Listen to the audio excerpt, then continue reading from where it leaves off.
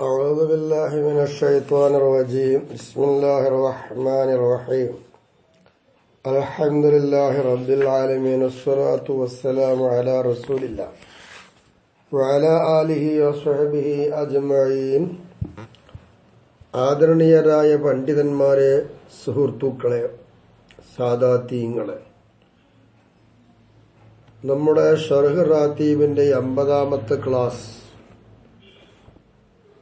18ാമത്തെ ഫായിദയിലെ ബാക്കിയും കൂടി സംസാരിച്ച് 19ലേക്ക് നമുക്ക് വരാം. നമ്മൾ ദുആനേക്കാൾ മഹത്വമാണ് ദിക്ർ എന്നതല്ലേ വിശദീകരിച്ചത്. അതിന് ഹദീസുകളൊക്കെ വിശദീകരിച്ചു കഴിഞ്ഞു. വൽ ഹദീസു ഫി ഫള് ദിക്രി കസീറത്തുൻ, എത്രയോ പറയാനുണ്ട് ദിക്റിന്റെ മഹത്വങ്ങൾ. ഇത്ര മതിയല്ലോ എന്നും പറഞ്ഞ് മഹാനവറുകൾ നിർത്തി. ഇനി മഹാനവറുടെ വകയായിട്ട്, അഥവാ ഹബീബ് റളിയല്ലാഹു അൻഹുവിന്റെ വകയായി പറയുന്നു, വയഹ്സുനു അൻ യുഖാല അത്തസ്ബീഹു വത്തഹ്ലീലു വത്തഹ്മീദു വത്തക്ബീർ മിനൽ ഫഖീരി ലഹു ഫളലുൻ കസീർ എന്നത് പറയാൻ നല്ലതാവും. തസ്ബീഹ്, തഹ്ലീല്, തഹ്മീദ്, തക്ബീർ ഒരു കഴിവുമില്ലാത്ത സാധുവായ ഒരു മനുഷ്യൻ, അയാളാണ് ഇത് ചെല്ലുന്നത്. അയാൾക്കൊരുപാട് ശ്രേഷ്ഠതയുണ്ട്, ഉന്നതിയുണ്ട് എന്ന് പറയൽ നല്ലതാ എന്ന് ഹബീബ് എന്നവര് ഇത് ഉദ്ധരിച്ചു കഴിഞ്ഞതിന് ശേഷം പറയുന്നു. മഹാനവറുകൾ അതിന് തെളിവായും പറയുന്നത് ഒരു ആയത്താണ്. തബൂക്ക് എന്ന് പറയുന്ന യുദ്ധമുണ്ടായിരുന്നല്ലോ, വളരെ പ്രയാസകരമായൊരു യുദ്ധമായിരുന്നു.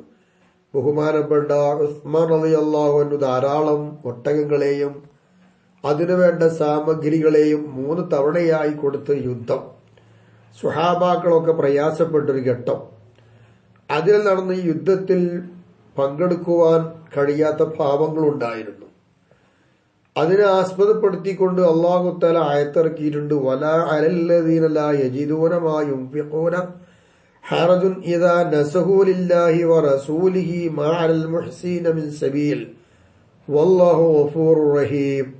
ولا على الذين إذا ما أتوك لتحملهم قلت لا أجد ما أحملكم عليه تولوا وأعينهم تفيض من الدمع حزنا ألا يجدوا ما ينفقون إنما السبيل على الذين يستأذنونك وهم أغنياء رضوا بأن يكونوا مع الخوالف وطبع الله على قلوبهم وهم لا يعلمون എന്നതാണ് ആയത്ത്.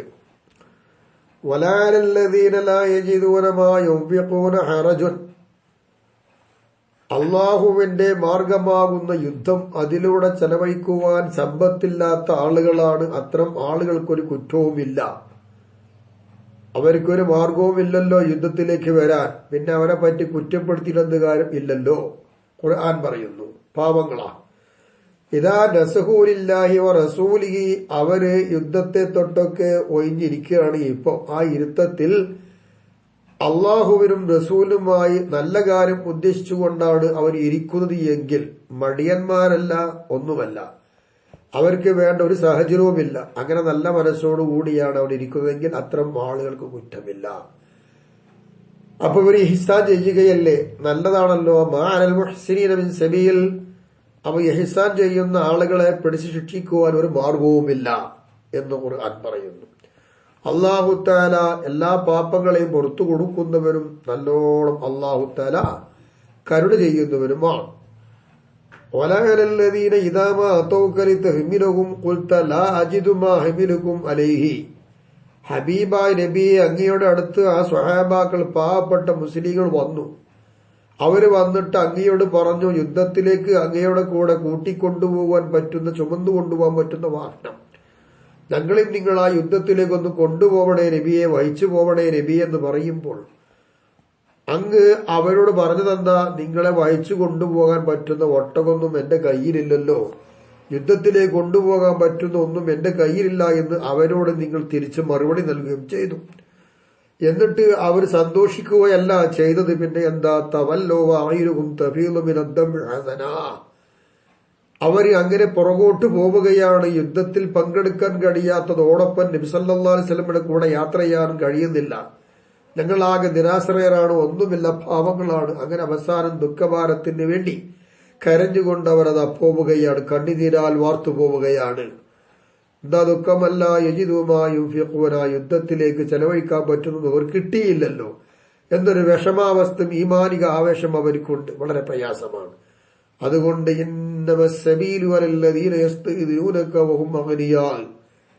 നിശ്ചയം നിങ്ങളോട് സമ്മതം തേടി യുദ്ധത്തിലേക്ക് പോരാതെ ഇരിക്കുന്ന ആളുകളുണ്ടല്ലോ, പല കാരണവും പറഞ്ഞ്, അവര് അഗ്നിയാവും, അവർ സമ്പന്നന്മാരാണ്.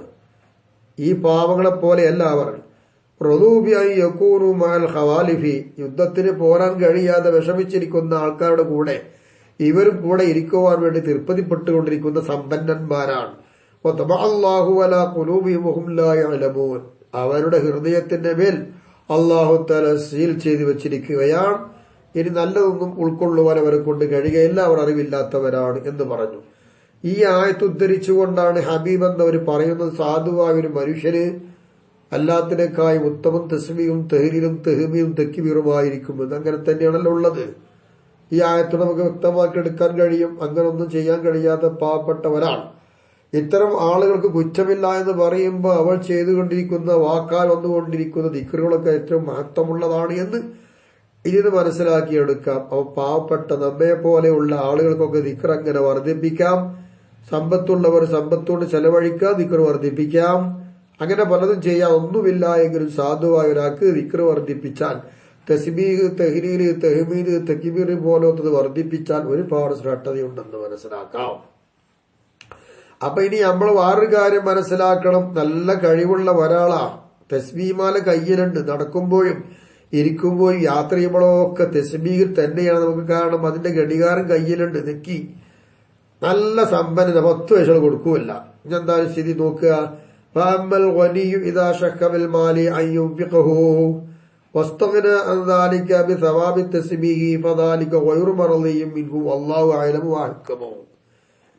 ദിക്റിന്റെ മഹത്വം ഇയാൾ മനസ്സിലാക്കിയിട്ട് ഇയാൾ അങ്ങനെ തസ്ബീഹ് ചൊല്ലി വർദ്ധിപ്പിച്ച് നടക്കുക. അയാളെ കയ്യിലുള്ള സമ്പത്ത് പാവപ്പെട്ടവർ ഹക്കും കൊടുക്കുന്നില്ല, ഒരാളെ സഹായിക്കുന്നില്ല. സമ്പത്തൊക്കെ പെട്ടിയിലിങ്ങനെ പാത്ത് വെച്ച് ലുബ്ധനായി ജീവിക്കുന്ന സമ്പന്നൻ. അയാൾ തസ്ബീഹിന്റെ പുണ്യമുണ്ടല്ലോ എന്ന് മനസ്സിലാക്കി അങ്ങനെ തസ്ബീഹ് ചൊല്ലി കുത്തിർന്നാൽ, ഇത്രയും കാരണം മനസ്സിലാക്കി എടുക്കുമ്പോ അയാൾ ഒരു മറലിയല്ലാത്ത പണിയാ ചെയ്യുന്നത്. അള്ളാഹ്ക്ക് വലിയ ഇഷ്ടമൊന്നും ഉണ്ടാവൂല. അള്ളാഹു അയലവാഹിക്കും ഏറ്റവും വിധികർത്താവും അറിയുന്നതിന് അള്ളല്ലേ, നമുക്ക് അങ്ങനെ പറയാം.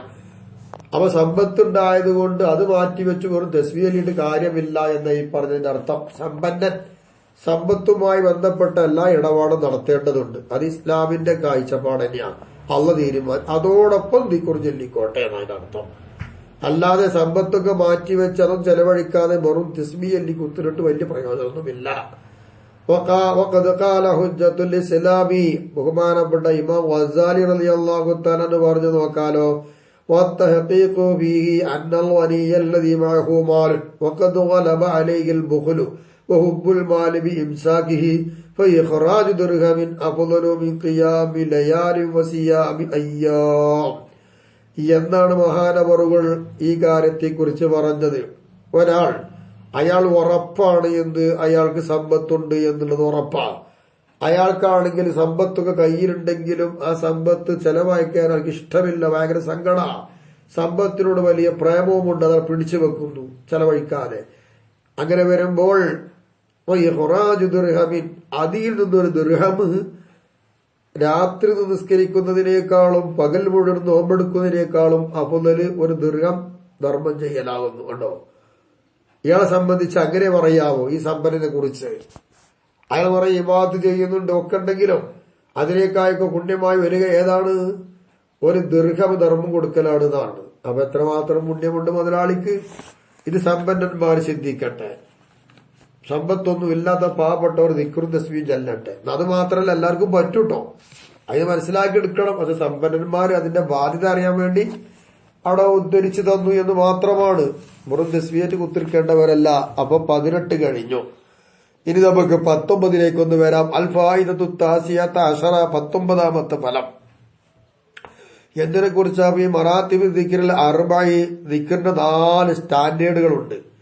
ആ 4 സ്റ്റാൻഡേർഡ് ചുരുങ്ങിയ രീതിയിൽ വിശദീകരിക്കുകയാണ് 19ാമത്തെ വായിദത്ത് ഹബീബ് എന്നവര്. ഖാല ബഅദുൽ ആരിഫീന അൽ-അകാബിരി നഫഅല്ലാഹു ബിഹി ആമീൻ. ഉന്നതന്മാരായ വലിയ വലിയ ആരിഫീകളായ ചില പണ്ഡിതന്മാര് പറഞ്ഞു. അവര് പറയുമ്പോൾ വെറുതെയാവുകയില്ല. അവർ അറിയേണ്ടതുപോലെ അറിഞ്ഞു. അള്ളാന്റെ സിഫാത്തിനെ കൊണ്ട് അള്ളാനെ മനസ്സിലാക്കിയവർ അവർ ആരിഫീകളാ. ആരിഫാൻ മാത്രമല്ല, വലിയ ആരിഫീകളാ. അവരിൽപ്പെട്ട ചിലരാ പറഞ്ഞത്, ഇഅ്ലം അന്ന മറാത്തിബ ദിക്രി അർബഉൻ ലാ ഖാമിസ ലഹാ. നീ അറിയുക, ദിക്റിന്റെ സ്റ്റാൻഡേർഡുകൾ 4ആണ്, 5ാമത്തൊന്നില്ല. ഏതാണ് ആ 4ഉം വിശദീകരിക്കുകയാണ്. അൽ അവ്വലു, ഒന്ന് ദിക്റുൽ ലിസാനി, ഒന്ന് നാവ് കൊണ്ടുണ്ടാവുന്ന ദിക്ർ. അപ്പൊ ദിക്റുൽ ലിസാനിയായ ദിക്ർ. ലിസാനിയായ ദിക്ർ ഏതാണ്? വഹുവ ദിക്റു ലാ ഇലാഹ ഇല്ലല്ലാഹു. ഇതാണല്ലോ നമ്മൾ പതിവായി ചൊല്ലിക്കൊണ്ടിരിക്കുന്നത്. ഇത് ദിക്റിയായ ലിസാനിയായ ദിക്റാണ്. അപ്പൊ നാവ് കൊണ്ടാണ് ഒന്ന്. അസാനിയത്തു, 2ാമത്തെ മർത്തബ ദിക്റുൽ ഖൽബി, ഹൃദയം കൊണ്ടുണ്ടാവുന്ന ദിക്റാണ്. അപ്പൊ ഖൽബിയായ ഒരു ദിക്റുണ്ട്. അൽ മുസമ്മ ദിക്റുൽ ജനാൻ. ഖൽബിയായ ദിക്റിന് ജനാൻ ദിക്ർ എന്ന് പറയും. രണ്ടും അർത്ഥം ഒന്ന് തന്നെയാണ്. അപ്പൊ ഇവിടെ ജനാന് ഖൽബിയായ ദിക്ർ എന്നൊക്കെ പറയുന്നത്, ഈ ദിക്റിന് തുറക്കണമെങ്കിൽ എന്തുവാണ്? താക്കോല് വേണ്ടേ? അതാണ് ബഹുമാനപ്പെട്ടവര് പറയുന്നത്, ദിക്റുൽ ലിസാനി മിഫ്താഹു ദിക്റുൽ ഖൽബീന. ഖൽബിയായ ദിക്റിനെ തുറക്കാനുള്ള താക്കോലാണ് നാവിയായ ദിക്ർ. അപ്പൊ നാവ് കൊണ്ട് ലാ ഇലാഹ ഇല്ലല്ലാഹ് ഇങ്ങനെ പറഞ്ഞുകൊണ്ടിരിക്കുമ്പോൾ ഖൽബിലുള്ള ദിക്ർ ഇങ്ങനെ തുറന്നു വരും. അപ്പൊ ഖൽബിലേക്ക് ദിക്ർ തുറക്കാനുള്ള വഴി തുറന്നു തരും. അപ്പൊ ആ ദിക്ർ ഖൽബോണ്ടുണ്ടാവും. അപ്പൊ ലിസാൻ കൊണ്ടുണ്ടായാൽ ഖൽബോണ്ടുണ്ടാവും. ദിക്റുൽ ഖൽബി, എന്നാൽ ഖൽബിന്റെ ദിക്ർ എന്താ ഉണ്ടാവുക? ലാ ഇലാഹ ഇല്ലല്ലാഹ് അല്ല. ലാ ഇലാഹ ഇല്ലല്ലാഹ് എന്ന് ലിസാൻ കൊണ്ട് പറയുമ്പോൾ ഖൽബ് തുറക്കുകയാണ്. അപ്പൊ ഖൽബിന്റെ ദിക്ർ ഏതായിരിക്കും? അല്ലാഹ് അല്ലാഹ് അല്ലാഹ്. അത് തൊള്ളേറ്റ് പറയാനല്ല, ഖൽബ് കൊണ്ട് പറയും. അപ്പോ ലാ ഇലാഹ ഇല്ലല്ലാഹ് എന്ന് പറയുമ്പോൾ ഖൽബിൽ അല്ലാഹ് അല്ലാഹ് അല്ലാഹ്. വല്ലിസാനു മാ ദിക്റുൽ ഖൽബി, എന്നാൽ ഖൽബിന്റെ ദിക്ർ വരുന്നതോടുകൂടെ നാവെന്താവും? സാക്കീനത്തുൻ, അടങ്ങി നിൽക്കും. മാലഹ ഹറക്കത്തുൻ, അതിനെന്തുണ്ടാവുകയില്ല, അനക്കമില്ല. അതാണ് ത്വരീഖത്തിലെ മഹാത്മാക്കൾ അവിടെ മുരീദന്മാർക്ക് ഖൽബിയും ലിസാനിയും ഒക്കെ പഠിപ്പിച്ചു കൊടുക്കും. അപ്പൊ ലാ ഇലാഹ ഇല്ലല്ലാഹ് എന്ന് നാവ് കൊണ്ട് പറഞ്ഞു കഴിഞ്ഞാൽ, ഖൽബ് തുറന്നു കഴിഞ്ഞാൽ പിന്നെ ഖൽബിന്റെ ദിക്റാ വരിക. ഖൽബിന്റെ ദിക്ർ വരുമ്പോൾ നാവ് ചലിക്കൂല. നാവ് അടങ്ങി നിന്ന് പിന്നെ ഖൽബ് കൊണ്ട് അല്ലാഹ് അല്ലാഹ് അല്ലാഹ് എന്ന ദിക്ർ ഖൽബിൽ ഇങ്ങനെ വരും. അത് നമ്മൾ ഖൽബ് കൊണ്ട് ഇങ്ങനെ മനസ്സിലാക്കിയെടുത്താൽ നമുക്ക് മനസ്സിലാകും. ഷേഖ് ഉണ്ടായാൽ അതിന്റെ അതവോടുകൂടി പറഞ്ഞെന്നാൽ വളരെ ഉപകാരപ്പെടുകയും ചെയ്യും. ആ രീതി വിശദീകരിക്കുകയാണ്. ഇനി 3ാമത്തൊരു ദിക്റുണ്ട്, അസാലിസത്തു ദിക്റുർ റൂഹി. 3ാമത്തെ ദിക്റല്ല, ദിക്റിന്റെ സ്റ്റാൻഡേർഡിൽ 3ാമത്തേത്. 1 ലിസാനി, 2 ഖൽബി. ഇനി 3 റൂഹിന്റെ ദിക്ർ. അപ്പൊ റൂഹാനിയായ ദിക്റുണ്ട്, റൂഹിയായ ദിക്ർ. റൂഹാനിയല്ല, റൂഹിയായ ദിക്ർ. അപ്പൊ ദിക്ർ റൂഹി ഏതാ? അത് തുറക്കണ്ടേ? മിഫ്താഹു ദിക്റുൽ ലിസാനി ദിക്റുൽ ഖൽബി മഅൻ. 2 താക്കോലൊപ്പമാണ്, എന്നെങ്കിലേ റൂഹിന്റെ ദിക്ർ തുറക്കാൻ കഴിയുള്ളൂ. ഏതാ 2 താക്കോല്? ഒന്ന് നാവിന്റെ ദിക്ർ, ഖൽബിന്റെ ദിക്ർ. ഈ 2 താക്കോൽ ഇട്ടാൽ ഒപ്പണ് ഇട്ട് കഴിഞ്ഞാൽ എന്താകും? ദിക്റിന് റൂഹിട് വരും. എന്താ ദിക്ർ റൂഹിന്റെ അർത്ഥം? ദിക്രി റൂഹി. ദിക്ർ റൂഹിന്റെ അർത്ഥം എന്താണ് ചോദിക്കുകയാണെങ്കിൽ, അന്ന കുല്ല മംബിത്തി ശഅറതീൻ യഖൂലു അല്ലാഹ് അല്ലാഹ്. രോമമുളച്ചു നിൽക്കുന്ന ഏതെല്ലാം ഭാഗം ശരീരത്തിലുണ്ടോ, ഏത് ഭാഗത്താലും ശരി, രോമമുളച്ചു നിൽക്കുന്ന എല്ലാതും പറയുക അല്ലാ അല്ലാ അല്ലാ എന്നായിരിക്കും പറയുക. അതാണ് റൂഹിന്റെ ദിക്ർ. അത് ഖൽബും ലിസാനും ഒപ്പം ചൊല്ലി വരുമ്പോൾ ഉണ്ടാവുന്ന താക്കോലിട്ട് തുറന്നാൽ ആ ഭാഗം തുറന്നു. അപ്പൊ റൂഹിന്റെ ദിക്ർ വന്നു. ഒമിൻ ഹാദ ദിക്രി, ഈ ദിക്റിന്റെ ഇനത്തിൽപ്പെട്ട് തന്നെയാണ് ഈ അല്ലാഹ് അല്ലാഹ് എന്ന് പറയും. ഈ അല്ലാഹ് അല്ലാഹ് എന്ന് പറയുന്ന ഈ ദിക്റിൽപ്പെട്ട് തന്നെയാണ് റൂഹ്. അത് തന്നെയാണ് റൂഹിന്റെ ദിക്റും. അല്ലാഹ് അല്ലാഹ് ഖൽബിയാണല്ലോ, അതേ ദിക്ർ തന്നെയാണ് ശരീരത്തിലെ രോമകൂപ്പങ്ങൾ നിൽക്കുന്ന സ്ഥലം ഏതെല്ലാം ഉണ്ടോ അവിടൊക്കെ അല്ലാഹ് അല്ലാഹ് എന്നിങ്ങനെ പറയുന്ന അത് റൂഹിന്റെ ദിക്റാണ്. അങ്ങനെ വരുമ്പോൾ ഈ പ്രപഞ്ചത്തിലുള്ള എല്ലാ സകലതും അല്ലാഹു തആലാക്ക് അള്ളാഹുവിന്റെ അനുമതി പ്രകാരം ദിക്ർ ചൊല്ലിക്കൊണ്ടിരിക്കുകയാണ്. ആ ദിക്റിനൊക്കെ ഈ ദിക്റ് ചെല്ലുന്ന ആൾ കേട്ടുകൊണ്ടിരിക്കും. അത് അങ്ങനെ ഉയർന്നൊരു പദവിയാണ്. അത് നമുക്ക് ലഭ്യമാവും തോന്നുന്നില്ല. നാവുകൊണ്ട് നമുക്ക് കഴിയും, കൽബുകൊണ്ട് നമുക്ക് നോക്കാം, റൂഹ് കൊണ്ട് ശ്രമിക്കണം. ഇത് മൂന്നാമത്തെ മർത്തബയാ. ഇനി നാലാമത്തേത് ദിക്റു സിർറ്, സിറിന്റെ ദിക്റ് എന്ന് പറയും. സിറിന്റെ ദിക്റ് ആണെങ്കിൽ അത് തുറക്കണം, അത് അടഞ്ഞു കിടക്കുകയാണ്. ആ ദിക്റു സിർറ് വരാൻ 3 പല്ല് വേണം താക്കോലിന്. കൽബിന്റെ 1 പല്ല് മതിയായിരുന്നു, ലാ ഇലാഹ ഇല്ലല്ലാഹ്. റൂഹിനാണെങ്കിൽ 2 പല്ല് മതിയായിരുന്നു താക്കോലിന്, അതേതാണ് കൽബിയും ലിസാനിയും. ഇനി അങ്ങനെ 3 പല്ല്. 3 പല്ല് ഏതാ? ലിസാനിയായ ദിക്റ്, കൽബിയായ ദിക്റ്, റൂഹിയായ ദിക്റ്. ഇത് 3 കൂടി കൂടണം. ഇത് 3 കൂടി കൂടുമ്പോൾ എന്തായി വരും? സിറിന്റെ ദിക്റ് തുറക്കും. അതാണ് ഇഫ്താഹു ദിക്റുൽ ലിസാനി വൽ ഖൽബി വർ റൂഹി മഅൻ. റൂഹ്, കൽബി, ലിസാൻ ഇവയൊണ്ടുണ്ടാവുന്ന ദിക്റാണ് സിറിന്റെ ദിക്റിനെ തുറക്കുക. വ ദിക്റു സിറി. അപ്പൊ സിറിന്റെ ദിക്റ് ഏതാ? Who who who who who who എന്ന് പറയാം. ഹുവ ഹുവ അല്ലെങ്കിൽ ഹൂ ഹൂ ഇങ്ങനെയൊക്കെ ഉണ്ടല്ലോ. അത് ഹദ്ദാദിലെ കണ്ടില്ല, റാത്തീബില് തരീഖത്തുള്ള റിഫായി തങ്ങളെയൊക്കെ ഹദ്ദാദിലെ കാണാം. മൊയ്‌ദീൻ സംഘ തങ്ങളുടെ ഹദ്ദാദിൽ കണ്ട് ഹാ who he who who who ഹാ ഹാ എന്നൊക്കെ പറയണ്ടല്ലോ. അതിൽ ഹൂ ഹൂ എന്നതാണ് സിദ്ധിയായ ദിക്ർ. ഒലി അന്നഹുമാ ദക്കറോ ഇല്ലാ ബിൽ ഹുവിയ ബില്ലാ ബിൽ ഹവിയ. ഹവിയത്ത് കൊണ്ടല്ലാതെ ഈ ദിക്റിനെ പറയൂല. ഹവിയത്ത് കൊണ്ടാണ് ഈ ദിക്റ് പറയുക. അതാണ് ഹുവ ഹുവ ഹുവ ഹുവിയത്ത്. അപ്പോ ഹുവിയത്ത് കൊണ്ടാണ് ഈ ദിക്റിനെ പറയുക. ഓഹോ യസ്തഈബുൽ അദ്കാറ കുല്ലഹ. ഈ ഹു എന്ന് പറയുന്ന ദിക്ർ എല്ലാ ദിക്റുകളെയും അത് ഉൾപ്പെടുത്തുന്നുണ്ട്. ഓ യസ്തഈഖുഹാ ഇസ്തിറാഖൽ കൗകബി വൽ ഖമരി ഫി ശംസി. സൂര്യനിൽ ചന്ദ്രനും നക്ഷത്രനും എങ്ങനെ ഉൾപ്പെടുന്നുവോ അതുപോലത്തെ ഉൾപ്പെടുത്തൽ ഈ ദിക്റുകൾ മുഴുവനെയും ഈ സിറിയായ ദിക്ർ ഉൾപ്പെടുത്തുന്നുണ്ട്. അപ്പൊ ഐ സാഹിബ് ദിക്രി റൂഹി, റൂഹിന്റെ ദിക്റുടെ ആൾ ആ പരിധിയിലേക്ക് എത്ത ആൾ വിചാരിക്കും അന്നഹു മസ്ലൂമുൻ ഹൈസു ഫഖദ ദിക്റ റൂഹിഹി. അവന്റെ റൂഹിന്റെ ദിക്റുണ്ടല്ലോ, ആ ദിക്ർ അവൻ ഇല്ലാതെ ആക്കിയിടത്ത് അവൻ ഊരപ്പെട്ടു പോയി. അതില്ലെങ്കിൽ എങ്ങനെയോ ഊരപ്പെട്ടു പോയി എന്ന് അവന് തോന്നിപ്പോകും. ഓഹോ മക്കാമിൻ നിഹായ. ഇത് അങ്ങേയറ്റത്തിന് മക്കാമിലേക്ക് എത്തിയ ആൾക്കാണ് തോന്നല്. ഒഹുവ ആ അങ്ങേയറ്റത്തിലേക്ക് എത്തുന്ന മക്കാമുണ്ടല്ലോ, അത് മക്കാമ് ദിക്രി സിറി. അത് സിറിന്റെ ദിക്റിന്റെ പോസ്റ്റാണ്. ഈ പോസ്റ്റിലേക്ക് എത്തിയ ആൾക്ക് മനസ്സിലാകാം, ഉടച്ചോനെ എന്റെ ആത്മാവ് റുഹുവിന്റെ ദിക്റിലല്ലോ, അപ്പൊ ഞാൻ ഈമാൻ ഊരപ്പെട്ടു പോയെന്ന് വിചാരിച്ചു പോകും. ഒഹുവൽ ഫനാവിൽ മദ്കൂരി. ഈ പറയപ്പെട്ട കാര്യത്തിൽ സിറു ദിക്റും തന്നെ ആകെ നശിച്ചിരിക്കുകയാണ്. ഇതാണെങ്കിലോ വഹാദാഹുവൽ ഗായത്തുൽ ഖുസ്വ ഇൻദൽ മുവഹ്ഹിദീന വൽ ആരിഫീന. അല്ലാഹു തആലയെ അചഞ്ചലമായി തൗഹീദാക്കിയോട് അടുക്കലും ആരിഫിയോട് അടുക്കലും അങ്ങേ അറ്റത്ത് എവിടെ അപ്പുറം സ്ഥാനല്ല, അവിടേക്ക് എത്തി നിൽക്കുന്ന ഒന്നാണ് ഈ സിറിന്റെ ദിക്ർ എന്ന് പറയും. അതിലങ്ങോട്ട് നശിച്ചു. പിന്നെ അതന്നെ ഒമാഹാദാ. ഇങ്ങനെയൊക്കെ ആയതോടൊപ്പം തന്നെ ലായംബയിലഹു, ഇത്തരം സ്ഥാനമാനമുള്ള ആളുകൾക്കൊന്നും യോജിച്ചതല്ല തെർക്കു ദിക്രി ബിൽ ലിസാനി അബദ. ഈ ദിക്ർ സിറിലേക്ക് എത്തിയാലും ദിക്ർ റൂഹിലേക്ക് എത്തിയാലും ദിക്ർ ഖൽബിലേക്ക് എത്തിയാലും ലാ ഇലാഹ ഇല്ലല്ലാഹ് എന്ന് പോലത്തെ ദിക്റുകൾ നാക്കുകൊണ്ടുള്ള ദിക്ർ ഒരിക്കലും ഉപേക്ഷിക്കുക എന്നുള്ള യോജിച്ചതല്ല. അത് വേണം. എന്തുകൊണ്ട്? ലിഅന്ന മവാഹിബൽ ഹഖി മാ ലഹാ നിഹായത്തുൻ.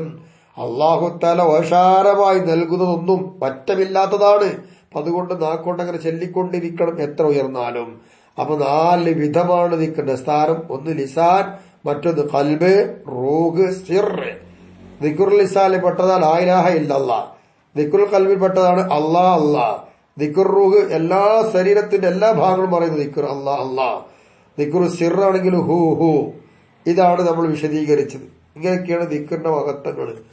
ഇതിൽ നമ്മളിപ്പോ എവിടെ എത്തി നിൽക്കുന്നു എന്ന് മനസ്സിലാക്കിയാൽ ലാ ഇലാഹ ഇല്ലല്ലാഹ് നാക്കൊണ്ട് പറയുന്നു. നാക്കോടൊപ്പം പറയുമ്പോ നമുക്ക് എന്തു ചെയ്യാം? ഖൽബിലേക്ക് കൊണ്ടുവരാൻ ശ്രമം നടത്താം. അപ്പോ ഇത്രയൊക്കെ സ്റ്റാൻഡേർഡ് നേടാൻ ശ്രമിക്കുകയാണ്. ഒരു കാര്യപ്പെട്ട ആളും കൂടി നിയന്ത്രിക്കാനുണ്ടായാൽ വളരെ നന്നു. അൽഹംദുലില്ലാഹ്. അള്ളാഹു നമ്മെ ഖൈറാക്കട്ടെ. നമ്മൾ ചൊല്ലിക്കൊണ്ടിരുന്ന ദിക്റൊക്കെ അള്ളാഹു നമ്മിൽ ഖബൂൽ ചെയ്യട്ടെ. ഈ ദിക്റിന്റെ മഹത്വം കൊണ്ടും ഈ മഹാന്മാരുടെ ഹഖ് ബർക്കത്ത് കൊണ്ടും ഈ മാസത്തിന്റെ പുണ്യം കൊണ്ടും നമ്മുടെ എല്ലാവരുടെയും പ്രയാസങ്ങളും രോഗങ്ങളും അല്ലാഹു തആല ശിഫ നൽകി റാഹത്തോടുകൂടി ജീവൻ നൽകി നമ്മെ അനുഗ്രഹിക്കട്ടെ. നമ്മൾ വിതരണം നടത്തിക്കൊണ്ടിരിക്കുന്ന ഈ ഇൽമ് നാളെ നമ്മുടെ ഖബറും ഉഖറവിയായ നേട്ടമൊക്കെ പ്രകാശിപ്പിക്കട്ടെ. നമ്മുടെ കുടുംബങ്ങൾക്കും നമുക്ക് എല്ലാവർക്കും ഐശ്വര്യം പ്രദാനം ചെയ്ത് നാം പാപമുക്തരായി ജീവിക്കുവാൻ അല്ലാഹു തൗഫീഖ് നൽകട്ടെ. വആഖിറു ദഅവാനാ അൽഹംദുലില്ലാഹി റബ്ബിൽ ആലമീൻ. അസ്സലാമു അലൈക്കും വറഹ്മത്തുള്ളാഹി വബറകാതുഹു.